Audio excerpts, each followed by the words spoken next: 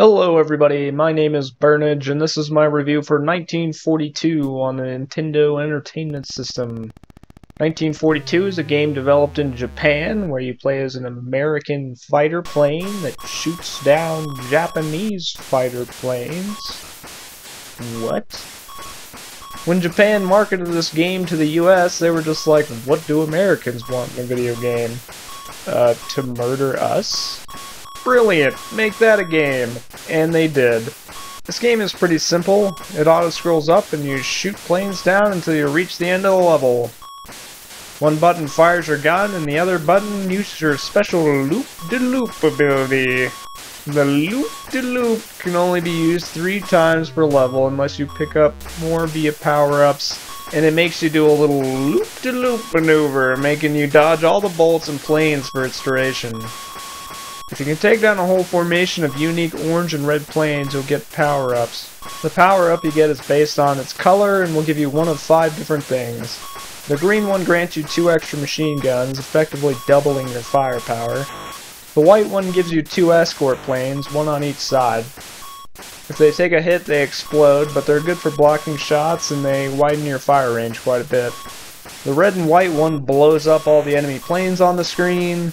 The red and orange one will give you an extra use of your loop-de-loop special. And any others will just give you points. The points aren't all that bad in this game. Extra lives come at a decent rate, making going out of your way to get extra points worth the effort. Every now and then there will be a big boss plane at the end of a stage. I think there are only 3 or 4 throughout the entire game. Nothing to be excited about, they're all the same. Now let's trash talk this game into oblivion so you know some of the BS you're going to run into when you play it.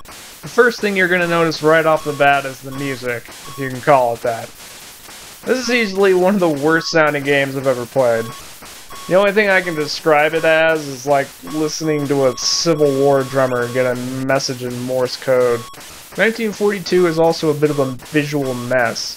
The backgrounds really clash with, well, everything, making it super hard to see bullets in some situations.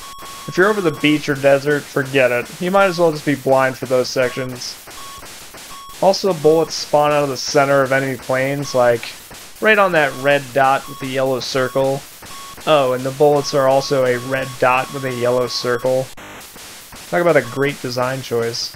Let's just make it look like every plane has a bullet printed on top of it. The problem with the way bullets spawn is that you won't see it sometimes between the plane being in the way and then the explosion afterwards. And then suddenly you get hit by a bullet that seemingly just came out of a hole in time and space.